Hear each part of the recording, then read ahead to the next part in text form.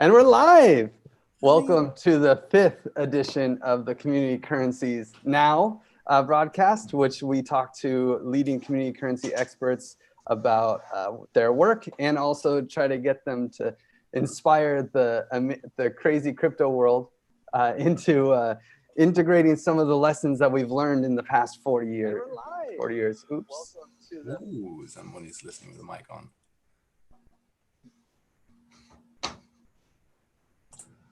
Normally I have Julio backing me up, making sure that this thing works, but today it's just me. So, but let's kick this off. Leander Bindewald, I'm amazed to have you here. This is a really special thing because you're author of probably the most famous book on community currencies, People-Powered Money, and kind of modestly authored. I can't even see it on your CV anywhere. You don't mention it that was your work. But maybe you could introduce yourself and tell me why don't you just take credit for it, man? Hello, thanks for inviting me, and thanks for all the how do you say that? In German we say you smothering honey around my mouth. Well, it is actually interesting that you would say this is the most famous book. That probably means I'm speaking to quite a particular crowd, because it's to folks like Michael and me, it's not the most famous book. And the question around why my name isn't on the cover or something is very simple, that it was an output of this EU-funded project. And by the way, the application for the EU funds or the subsidies were written. This book is from the project and from nobody else. So the authors get mentioned in the acknowledgements, but we couldn't be on the cover. And then people thought the only authors mentioned is those who gave the appraisals, and they sometimes appear as authors, but yeah. That was, well, I'll tell you a lot about this EU project, which you asked me to talk about today, just for for 10 minutes or so. And then whatever other things and questions might come up, I'm very happy to dig a bit deeper. Just to, while I'll get the share screen going, I'll do that right now, yeah? Sure. Just to say, this project, I mean, it says here on the first slide, it's quite gone for a long time now. It was a subsidized project in the Interact program, so the EU funds that support countries and people from different countries to work together and produce results together, which is a particular one for a project like this, because normally they build bridges and sidewalks and stuff. They like to put plaques on their output. So by the applications that we have to put 17 plaques on stuff, plaques, like little signs saying this was funded by the EU. We had to put the logo on everything we produced, but most of the stuff was quite virtual, and that, yeah, was interesting to work with. And yeah, it started in 2012, finished in 2015. The start date is a bit fuzzy because what people might not realize, it took like years to get to the level where the EU institutions even understood what people were talking about. It was like, officially it's called lobbying. Like my colleagues went to loads of events and gatherings and drinks after work, just to get people to understand that currency, like doing your own currency, is not a legal thing. And then slowly putting the point across, which was then the whole objective of the project, basically, to show that complementary currencies can be a policy delivery tool for the public sector. So diving in from that, and if you look at the partners, there was 8 different partners. What was really special about it, that a few of them were public sector entities. So on my left, I don't know if it's flipped around for you, but Staatsdeel Oost, that's part of the municipality of Amsterdam. So the city council was involved as a partner. Lambeth underneath, that's the borough of Lambeth in London. So one of the councils in London was a partner in this project. Limburg.net, that very cool little name, is actually the publicly owned waste disposal company of the region of Limburg in Belgium. So that, again, a public company owned by the municipalities in the region, who was a partner. And the Crédit Municipal de Nantes, Banque Solidaire, sounds like a credit union or a cooperative bank, but this is actually a public bank, of which there's many. If you drive through France, there's Crédit Municipales everywhere. They used to only have that one business model or mandate, and that was pawn brokering. So they gave you credit for your golden watch. That was the only thing they did, and because the state had the monopoly on that in France. And with this project, they expanded this the activities quite a bit. And then there were a few other civil sector parties, so to say. So Coin above Staatsziel was actually the most business-orientated company, if you like. Well, together with Spice, maybe they're both two non-profits who worked in the currency space for a very long time and implemented many projects, and they were kind of the content partners in this project. The WCVA on the other side, that's a voluntary I never really understood what they do, but they mostly funnel funding to third sector organizations. So they're the in-between from big funders to little local organizations. And that's what they did for us as well. They weren't involved in any of the delivery. They just managed the EU funds, and that with an EU project of this size, it's a few million euros, half of that from the EU and half from the individual partners, with all the very peculiar accounting rules of the European funded projects was a big job. And then the New Economics Foundation, the logo has changed since. In the other corner, that's a independent think tank in London. And they employed me to be like their main, well, I think I was the only full-time employee on that project. So the New Economics Foundation was the communication and research partner, but we were also the partner not involved in a particular pilot currency. I'll show you those later. So it was really about the management of the whole content, the flow of the information, how to communicate about that within the partnership, but also externally. And yeah, doing a lot of research on mostly on impact assessment, which I hope we'll get to. But Griff will give me the timeout in case I overrun beforehand. So to the pilot currencies, there were 6 currencies that were mostly already implemented and expanding or enlarging their activities, or a few were newly founded within the lifetime of the project. And that was really to show what currencies can do for public sector and what different objectives they can target. And I put them here in 3 categories on 3 slides. So pilots 1 and 2 happen to be 2 time currencies, but it's more about that they were kind of social impact currencies, which try to engage the inhabitants of certain places. So the Makkie on the top, that's the currency versus Staatsziel Oost in Amsterdam. So that was for a particular neighborhood in Amsterdam, which in comparison to other parts of Amsterdam was really a troubled neighborhood, but compared to any other country, it was quite lovely already. But they try to engage the citizens there a lot with migratory backgrounds and just activate people in their contributing to public life, to the beautification of the neighborhood, to events there, and helping each other on a neighborly basis. And that's what time currencies are proven to do quite well. And similar time currencies is what Spice showcased in Wales and in England. They had several pilot currencies. It was a bit complex with them, but they run these different time currencies with different organizations in different parts of the UK, again, for similar citizen engagement objectives. The picture with the people there on the other side, that was just a curious little effect of the project where, I forget his first name, it's Rutte, the then president of the Netherlands, came to visit the neighborhood there and actually earned some time credits just by engaging and forming himself there, because in time credits in particular, it's always that everybody's time is equal and whatever people contribute will be rewarded, not paid for, but rewarded with the time currency. So for the 2 hours, he actually been there and lent his face to the pictures. He earned 2 time credits. 5 minutes. Thank you.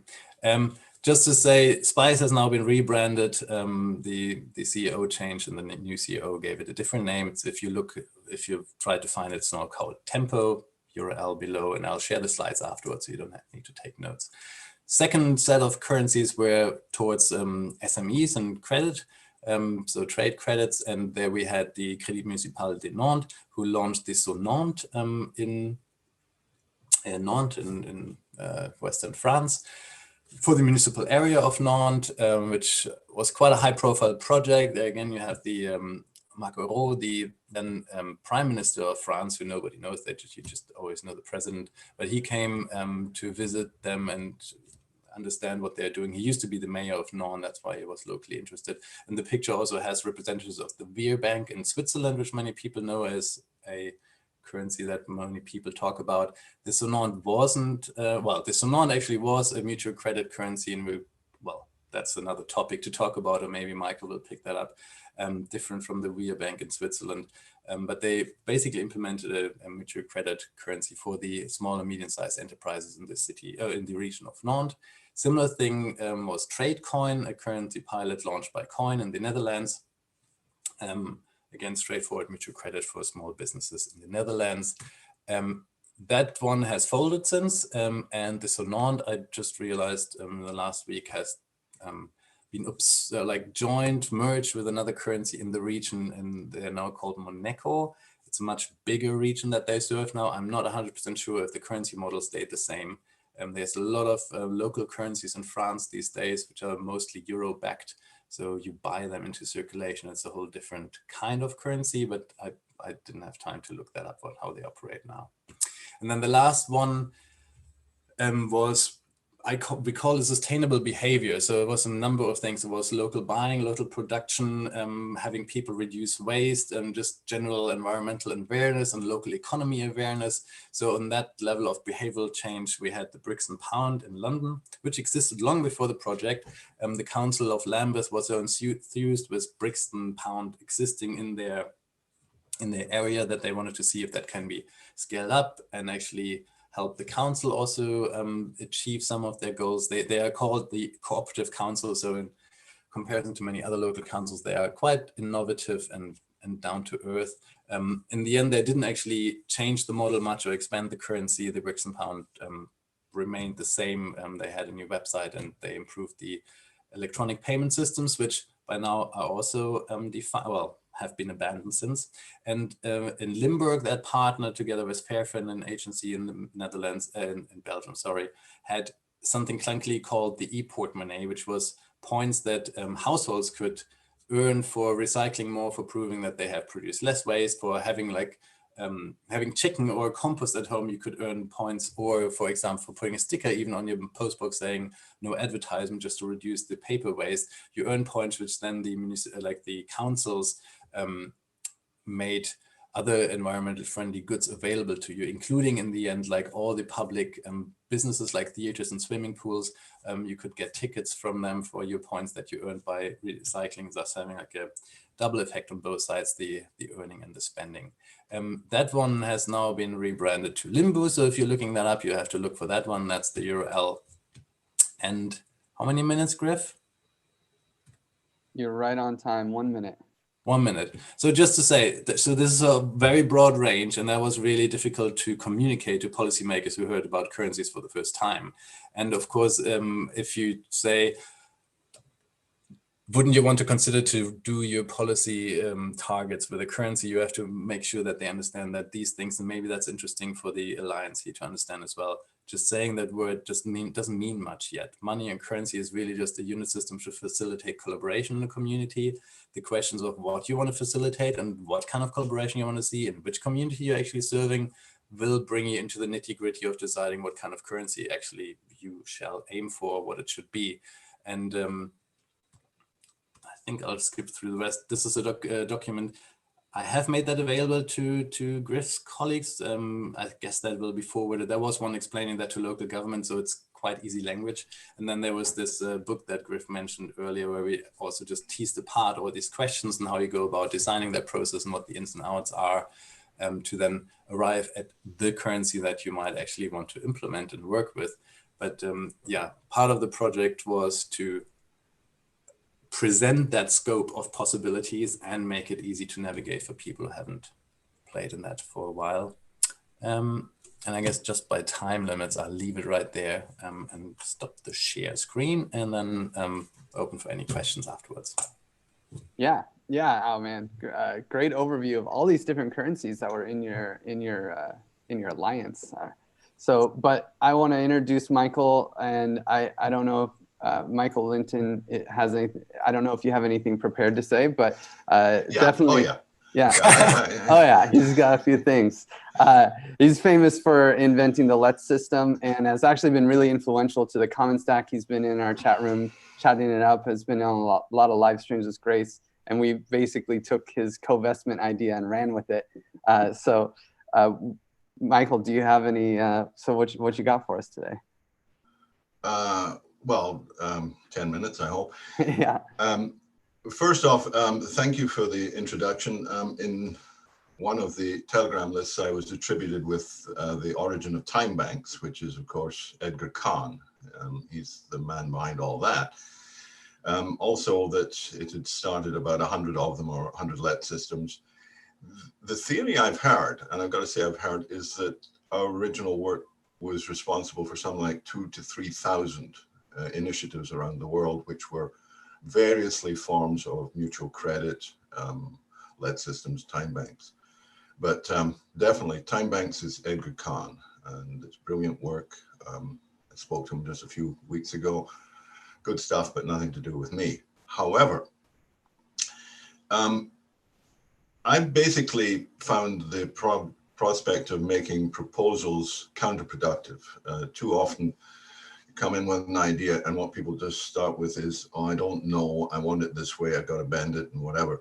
So we're moving much more to asking questions these days, so that the question is left with people, because that makes things move more effectively in our experience. And there's three questions I'm working with at the moment. The first one is very basic. It's sort of, what about money? Who's happy with money? Who actually likes it? Who does it work for? And it's curious, but if you ask people whether they're happy with money, almost 100% of them immediately say, could be better. Now, for most of us, it's, I'd like more. Others, it's environmental issues, political issues, gender issues, etc. But functionally, it's pretty clear nobody likes money the way it is. Even the people who got lots want lots more, you know, so there's this continual. And that opens an opportunity space, which I don't think we've been exploring. Here's the beginning of the exploration. And there's a thought experiment. You don't have to wave two bills at me. I'll assume that you can imagine you have two of the same value and same denomination. Okay, you know what happens when you spend this stuff. It's gone. And it isn't coming back. It's got nothing on it says it's mine or anything. It's their money. You can tell that very quickly when you spend it. It was never yours. It was theirs. And it's going back into their loop and their pool. Okay, suppose, and this is the thought experiment, suppose you've got two of these bills. This one you know for sure is the usual.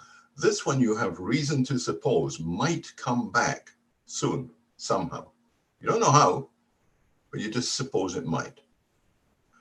Given that, and you're at the counter and you're paying for your latte, which bill do you spend first? Right. You know, it's curious. I've asked that question maybe 300 times now, and I haven't yet had anybody brave enough to say anything but the obvious. Because this business of money that goes away and doesn't come back is a real problem. It makes us competitive. It means that when I'm dealing with either one of you, what I'm interested in is me. I don't want to give you any more money than I need to, and I don't want to give you any more service or time than I need to if it's a sale.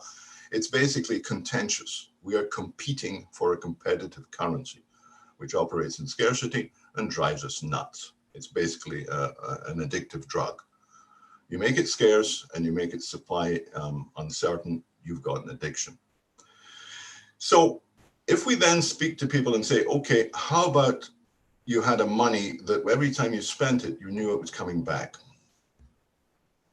And most people are willing to think, okay, that's not a bad idea. Yeah, I could, you know, I'm not saying get rid of all your cash and just use this, but I am saying if in addition to the cash stuff that you've got, you know, the gone stuff, you've also got something like a local money.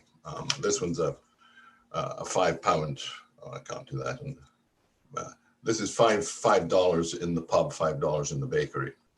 And that money goes round.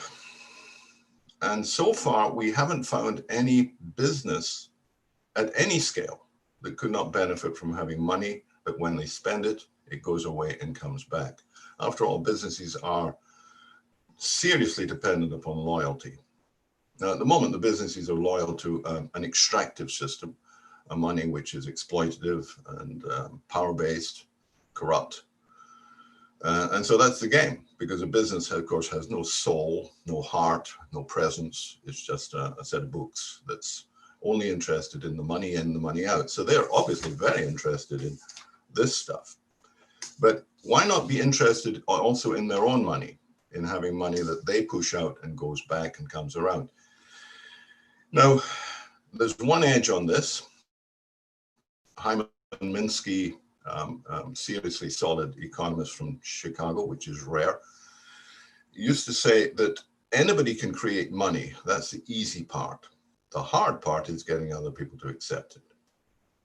Because if I was just to issue money to Leander, he might take it because he might like to believe in me, but would he be willing to buy something from you, Griff, with it, because he's asking you to trust his opinion of me? And he might think that compromised the relationship with you, so he'd hold on to my money until he had a time to come back to me with it. So basically you have one issuer and many carriers who are just waiting to be first to unload and get off it. On the other hand, if you do this in a mutual commitment network, and mutual commitment is, I'm trying to get away from the terminology mutual credit because it's totally confusing and weird. And the reality is that these systems work because there is a mutual commitment, a mutual agreement by the people in the negative who issued the money that they're going to honor each other's to the level of their own exposure. Not infinitely, but just they keep in the negative, they'll take anything. So mutual commitment networks are easy. They're so damned easy that every bank and credit union in the country could be implementing them as a side service at virtually no cost and at significant benefit to their customer base. Now, the next question I've got to ask is, who knew? Has it not occurred to people that the banking system could do this? And whereas we don't expect the big banks, the chartered banks, the central banks to think this is a great idea, the credit unions are supposed to be cooperative. They're intended to be cooperative. They declare themselves cooperative. So when are we going to see the credit unions adopting cooperative money and providing cooperative money as a service to their client base? And that's really the question I'm sitting with. Now, Leander and I were due to meet in Korea at a conference in February on basic income issues. We were supposed to be explaining how using community currencies, we could help countries like Korea, who are looking at an overall bill of about $600 billion per annum for a UBI system. You just take the population, take a figure of about $1,000 a month, add it all up, you come up in that category, about $600 billion a year. Now, an intelligent economist doesn't care about that. That's simple. It's just a transfer and rebalancing, a setup. A more intelligent economist knows that they haven't fixed the problem anyway. The money is still going to filter back up to the top and not trickle down. So it's a temporary band-aid on the situation. Community currencies, on the other hand, have the potential to, get around the fiscal conservatives and give us a form of currency that is based upon our behavior, not upon a government edict or a license or whatever, but just basically, this is what we do with our resources where we are. That's all available. Question is how to get it going.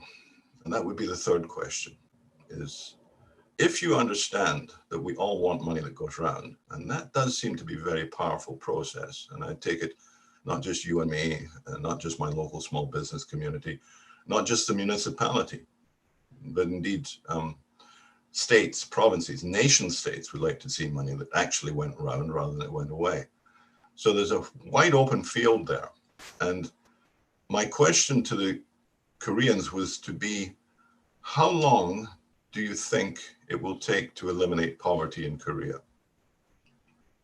And I was asking them at the beginning of my presentation, and asked them to just take a note of it. And then at the end of the presentation, I was going to ask them, now, how long do you think it would take to eliminate poverty in Korea, or Europe, or Africa? And these are the questions I think people have to sit with and pay attention to. And do it quickly, because we don't actually have much time. How's my time, Griff? Have I done 10? Yeah, you just did 10. You just nailed it. Good. Thank you. Yeah, it's perfect timing. And so, but to follow that up, so I assume the getting rid of poverty, your proposed solution was UBI? No. No. No, that's just a Band-Aid. It's sort of, oh God, they're bleeding to death. Pour some more blood in. That's not a Band-Aid, but it's sort of the same thing. It's first aid. You need to change the situation. The nature of a distributive currency is that it creates rich and poor. That's the Pareto effect. If you take, 64 grains of rice and drop them on a chessboard, conveniently with 64 squares, the chances of there being a grain on each board square is zilch, so low. But if you just check it out, you'll see that every place that there's more, a square with 4 means that there are 4 squares, 3 squares which have none. A square with 7 means there's a bunch that have none. And in a conventional money and scarcity, government-driven corporate money is scarce, forces it in competition, and it creates rich and poor. So replacing, pushing a UBI is a secondary level. Now, a form of UBI could be a transition into what Jordan Hall is calling universal basic services. We recognize the abundance of the space around us in the physical universe, the biological universe, the solar universe. But fundamentally, the community. What are the skills, resources we have around here? And can we actually improve our self-support with our own mechanisms, our own connections, our own processes, without relying upon external injections, the sort of the Frankenstein hit? Stand back, I'm coming in. Boom. Is it alive yet? No, the stiff is still dead. We do not empower communities by injecting things into them. If the community isn't there and cannot be enlivened, discovered, self-aware, if it doesn't have an autopoiesis component, and it's not driven by itself, then it's temporary. I mean, Leander, how many of those projects in your study are still extant? Well, if you allow for mergers and name changes, I think one folded officially out of 6, which that's above average. And how much of them get government support? I think by now none. That was the 3-year period.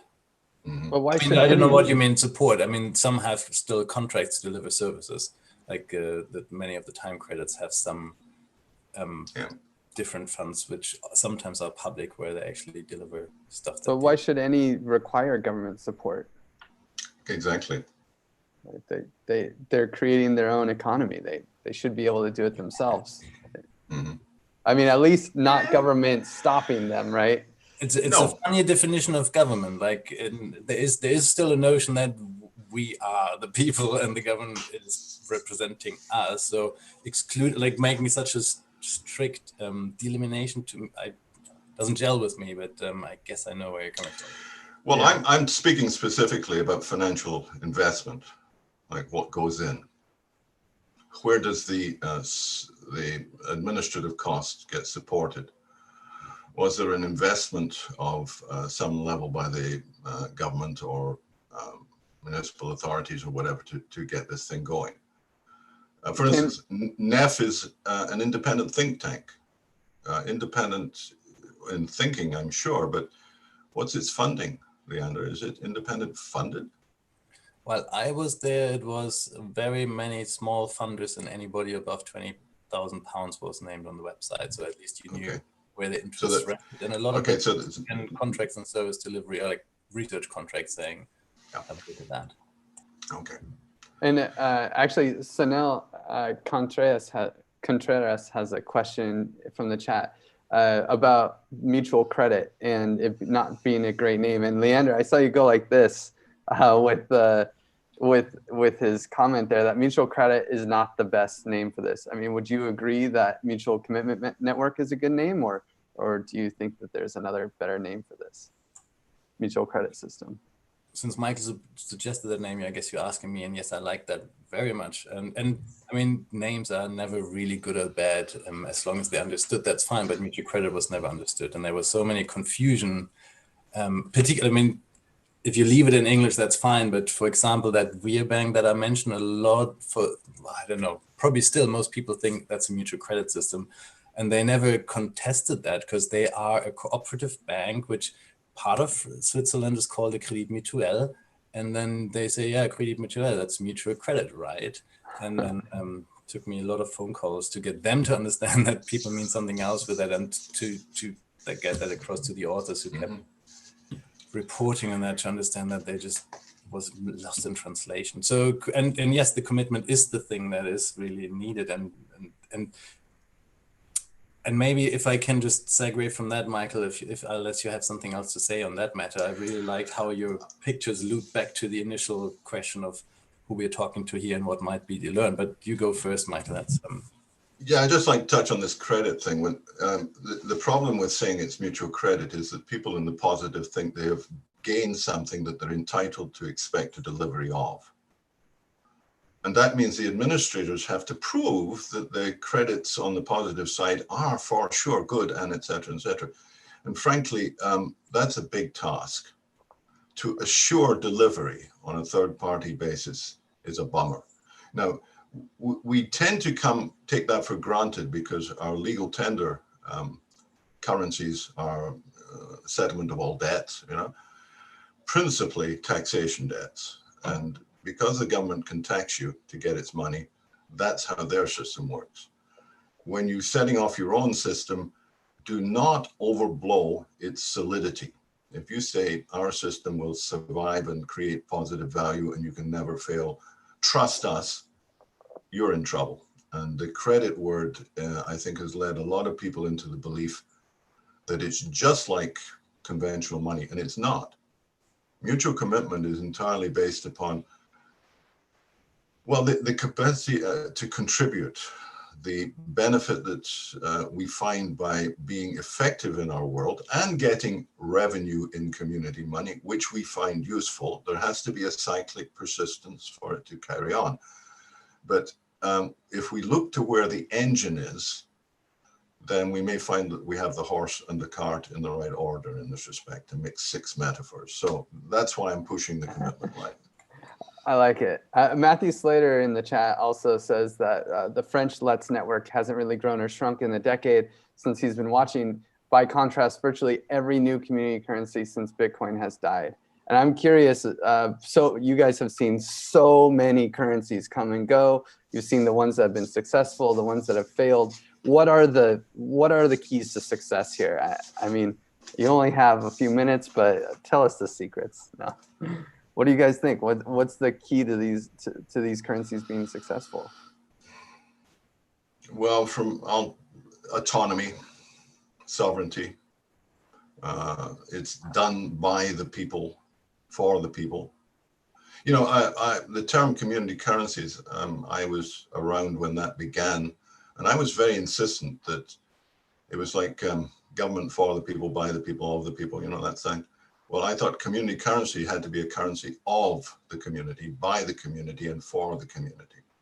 And unless it's all those three, and from my perspective, that means the autonomous right of any player to create currencies inside the network, then they are disenfranchised. And to the extent that this disenfranchisement is persistent, forget it. None of these things are going to fly further than the runway. Take the Veer, for instance. It's 100 years this thing's been hanging around, and the best it can do is retreat to being a cooperative bank. Sardex doing very well, but still limiting itself by its singularity, its narrow aspect in the economy. It's only principally serving businesses and a few others. We're operating so far below the standard of effectiveness. I'm really very uninterested in what's going around at the moment. Last point, the Irish banking strike of the 70s, when the banks were closed for a year. And the Irish basically supported their economy by the brewers issuing paychecks in denominated bills. So I was paid, say, 70 quid, but I didn't get 70 quid because the banks were closed and they didn't have the coinage or the bills. So they'd give me 7 checks for £10 each that were signed by the brewer.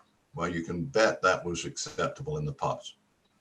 And the best year in the Irish economy in the 70s was the year the banks were closed, and they did it all through the pubs. Now, that was an unplanned, exotic, and brilliant response to a situation. The situation is ever with us. It is time we did things of that nature and got this show on the road. Nothing out there impresses me at this point. Nothing. Oops, sorry, now I shared in the last sentence of Michael, sorry. That's okay, Leander. Very done, Michael. I just wanted to show this maybe as my take on the same, I think the same notion. And we bought the rights to that comic because it was so useful for the CCA project, where I guess the biggest hindrance and potentially then, if eliminated, the biggest runway for success would to understand better what you're actually trying to do and what might, like, there's still so much opaqueness and mysticism, and people being very happy with that on the incumbent side, on the banks and the financial industry side for sure, but even in the general populace, people are just happy to not know what that actually is and what that actually does, which then means that even in implementing currencies, it often creeps in, like with the example of the mutual credit and what the word credit implies and what people get from that. That's just one nice example of that. But yeah, really understanding what you're trying to do and what then is needed, like the imagery that Michael had earlier with the stiff body, and like, unless you actually have a community that you're working with and for, you can throw out any number of currencies. They're not going to work because people, and yeah, and that was the I mean, this is why, like, if you look into the book that we read there, it's not about this is what you do and then you have a linear process of here's your perfect currency. It's really more about community engagement and figuring out what you're actually lacking and what you could do to solve these issues. And then currencies might even look very unlike conventional money. Like for the time banking world, it's been always a big thing that and let's in Germany, for example, they always try to not even use the word money. Edgar Kahn came around after many years of trying with the time dollar, as he called it first, and I said, we're not using dollar anymore because that just gets people on the wrong idea. And maybe to twist that into what we discussed before, what you mentioned in your intro also, that's something where the crypto space is just has a lot to catch up and to learn from more hands-on examples where it's not build the currency and they'll come and it'll work. It's a lot more to it that can't be solved remotely on your screen. And Bitcoin is a red herring there, but everything else, yeah, has a lot more to do with sociology than economics. Yeah, I couldn't agree more. I think the crypto scene is a little overblown with what they think they can solve with technical solutions. However, they do some amazing things for autonomy, which is it's very hard to shut down a blockchain-based network. And they also do something that you guys mentioned before about sustainability and being able to create a sustainable system where built into the economy are aligned incentives. So I think that there's the real dream is to get experts, like talented people who have years of experience, like Will Ruddick, for instance, to start using some of the cool crypto tools that are out there to start building systems that can improve on all of your research. And it'd be really nice to get some crypto people to also be inspired by your research. That would be a double whammy. But yeah, so I guess I should ask. Yeah, go ahead. Can I just respond? That graphic, do you want to put that graphic up again, Leander? Just share it and emphasize that point about the transition there. There's a miracle happens, or, you know, explicit step. Okay, you can clear that now. The explicit step is this. You know how you go on Amazon sometimes, perhaps, and when you go to the payout check, there's a little box comes up and says, how would you like 1% of this purchase price to go to a good charity, right? This is a very common strategic offer by supermarkets, you know, 3% of your bill can go to this. Okay, how about if you went to any online site and you're making your purchase, and as the bill comes up, it says, oh, thank you for your order of a tent and parka and climbing boots. Total bill $600. How would you like 30% of this bill to go to Indigenous youth building bike trails in the interior? Tick or ignore. Now, in my expectation, the majority of people would tick. There's no skin off their nose. What they're doing is they're pumping cash into third-party benefit. What's happening also, however, is that retailer has validated his own money. He's issued money as a charitable donation. It's been honored by the purchaser, which is the person who said, yeah, you can push that to the Indigenous youth, i.e. my money goes to them. What happens is that the business is then credited in its own currency. Now, it's maybe issued 10,000 or 100,000 of these dollar value currency already. So they're going from being minus 10,000 to being minus 9,000 or something if they get 1,000. But the opportunity that the person has is like, I go into my school, there's a counter there that says, buy these dollars from us, change your money here. The money goes to the school athletic program or books or computers or Christ knows what. You get counter coupons, perhaps these, perhaps whatever, perhaps it's just on your wallet, that you can spend in the grocery store, in the restaurant, in the theater, perhaps pay your city taxis in it.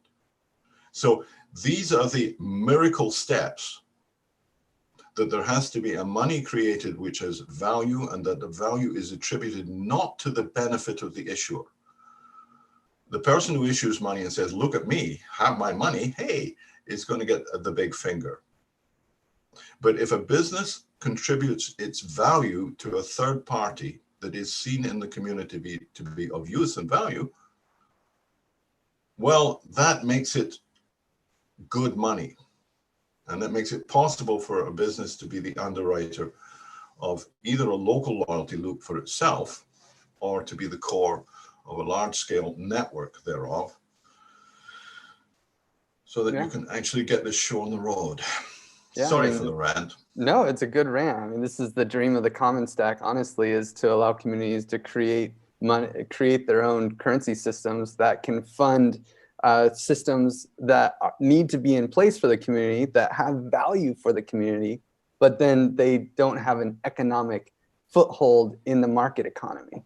So that is, I mean, all I can do is one of those, you know. But there was a good question from Sanel again about after all the years of publishing the Let's Design manuals, which one do you think is the most beautiful system, and which particular mechanism? This is for you, Michael. Well, like I said, it's biomimicry. In the extended presentation I have for the Koreans who weren't there, I was emphasizing that the problem with our conventional money is that it is not reflecting reality. It's a map to a territory that does not exist. And if we want to have systems that match our needs, then there should be what's called variety matching. That is the complexity of our organizational system should be at least reaching towards the complexity and style of that which we are trying to relate to. This is biomimicry. This is circular money. And circular money is the big buzz all over Europe. Circular economy, circular economy. They're not talking circular yet. They're just talking about different ways of catching the linear economy and improving their retention. But if we have circular money, really circular money, and that means you issue it, it goes round, it comes back, you honor it, then we've got hope. But frankly, nothing else turns my crank. Everything else looks like a sad little joke. Yeah, it's a tough task. No, it's a dead easy thing. It's so damned easy, but there's a perceptual problem. People cannot see what is right in friggin' front of them. Leander, you're going to say something? Well, there's a different thing to say with all these many different beautiful sentences that Michael's saying, but and one that I keep coming back to, and that was also when you raised the thing about autonomy, and we had this thing about the community being the thing that you actually build with and for. I was just trying to pick up on that circular image that Michael brings, which again, like, I guess, Michael, for you and me, it's an obvious thing. If you did your physics homework, if you talk systems, you first define your boundary of the system you're talking about, and circular always already implies that you're looking at a certain system. And that's where I guess a lot of the misunderstandings then also happen in the community currency world, in the complementary currency world, including crypto, even in the normal economy, where an economist would say it's all circular, it doesn't disappear. Like, yes, it's in a bank account for a while, and that one is a big one, and there's many with nothing in it, it's fine, it doesn't disappear. It really depends on the system size you apply. And there again, even when you said the example of the commons saying what they would love to see, you really have to check what is the appropriate system size you're actually talking to and with, and who are your stakeholders, who do you need to bring in, what is the diversity you first need to create and bring into a container that actually enables commitment. Again, coming back to that really, I haven't heard Michael say commitment, mutual commitment network. I really like that, because that's where most of the crooks happen, and where a lot of differences between the different currencies are. But that commitment towards actually being bound into a container to which you then have an affinity and you are in commitment to, that's a huge task, particularly in a world where people aren't used to that anymore. In a way, they still adhere to nation states, but who really does, or to something else, or they're part of the hacker community and then they try to create a community currency that everybody accepts. Like, there's a lot more work on a different level to do, where my technical expertise or my knowledge of what has worked elsewhere and what the different decision options are is pretty irrelevant for a long time. And yeah. You know, you say that, you guys say that, but at the same time, when a community comes in and they have never done any of this before and they don't have any experience, you know, having a wise leader, or maybe not a leader, but a wise advisor like you guys would help a lot. Well, they need patterns. People need patterns to follow, and the patterning aspect here is so central, and I think so little perceived. Like, if I buy a hat from one of you guys, the hat moves from you to me, the money moves from me to you, right? That's the deal. The thing and the money, and those two are on top of each other in exactly the same pattern. So if you were looking from outer space, you could see all these things moving around, or you could invert the thing and see all the money moving in the other direction. The two patterns are identical, and we are using a linear money which extracts and flows through. If we want money to be truly circular, it has to be a pattern of containment. Now, containment tends to think in terms of the barrel. And these currencies are not contained by a boundary. They're empowered by a network. It's like a resonant connectivity. It's not an edge you may not leave. Now, this is a fundamental conceptual problem, again, that people have. They think of it, oh, we have the leaking bucket. let me go on a leaking bucket. We could discuss that for 3 minutes or 3 hours. It's the connectivity, and the connectivity is already there. It just needs to be supported and made real. So that's what these recognition networks enable at any scale. It could be your neighborhood, your village, your city, a suburban, a bioregion, the whole damn thing. And the ways that this can be addressed are legion. There's so many ways to do this. Will Ruddock had a comment in one of the posts the other day, was asking, like, what are the ways for a hard currency and a soft to interact apart from the augmenting bonding curve? I mean, like, how many ways are there for air and water to interplay? How many ways do AC and DC interplay? As many as you want to devise. There is no limit around here because the space for community currencies is limitless, and it's available. We've just published a very weak but functional repository on GitHub Open Money, one word.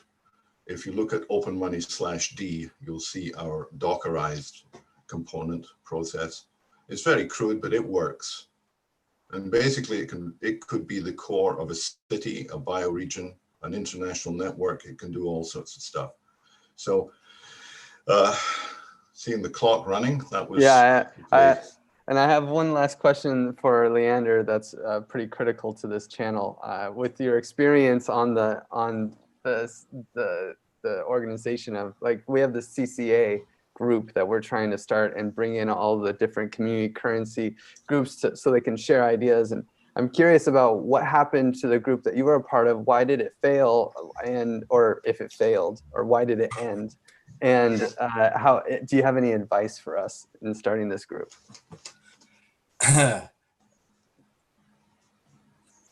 No advice that you could just take down in bullet points and implement so easily. But one thing that I always say to any question is be clear what you actually mean. Like this alliance, this community, this group. And then your follow question is, why did your group fail? Like, all these words are already loaded with assumptions. I can quickly speak to CCIA that didn't fail. It was always meant to be a 3-year project for those partners who came in to further their scope and their activities, and then run their own ways. That never failed. We did start a few side projects which were meant to go somewhere and then didn't, which were quite similar to what you're trying to do. So there used to be a listserv, like the Community Currency Research Group. I guess Michael remembers, and I don't know if the Skype chat is still going, which had 150 people on at some point. There was a surrender to noise, basically. All right, okay. There's always a lot of enthusiasm that connecting these people into an amorphous container or some sort will bring something, but unless you're really clear what you want to achieve, like the question I put there, which community, what kind of collaboration, to what end, and then you find the collaborators that you need in the place, in the community you need. Like, there's whole chapters in the book, since you keep mentioning that, on just stakeholders and knowing who you actually need to talk to. More experts. Is there a translation to many cooks spoil the porridge? Too many cooks in the kitchen. And yes, if there's energy and knowledge to be shared, supply it. I mean, it was a huge drama and mistake, and I'm embarrassed that the CCI website went down for the failure of one of the partners who said they'll take care of it, and then they went bankrupt and the sites disappeared. So all the knowledge, all the documents that could help people now need to be supplied through the back door, and I'm really glad you picked that up and people are still finding it somewhere. But yeah, it's really down to asking very succinct questions. Yeah, the time's up. I mean, this even goes to, Will put a question into the chat on YouTube going like, commitment versus and collateral, where again, I think, what do you mean with collateral? Isn't that just another commitment on another level that you just, that you didn't look at how that comes to be? Like, even gold is a social agreement, that there's nothing intrinsic to anything unless you actually have a commitment from other people to honor that, or Anyway, I'll stop there. But Yeah. yeah, sorry, I can't help you very much with this other than saying it's been done before. If you want to be more impactful, just get very succinct in what you're trying to achieve and for whom. I think that's very sage advice, and I really appreciate it. So, well, thank you, Leander, and thank you, Michael, for this fabulous talk. If you guys enjoy this conversation, please like and subscribe to the Common Stack channel, and like this video so more people get to see it. And we'll see you guys in 2 weeks. Bye.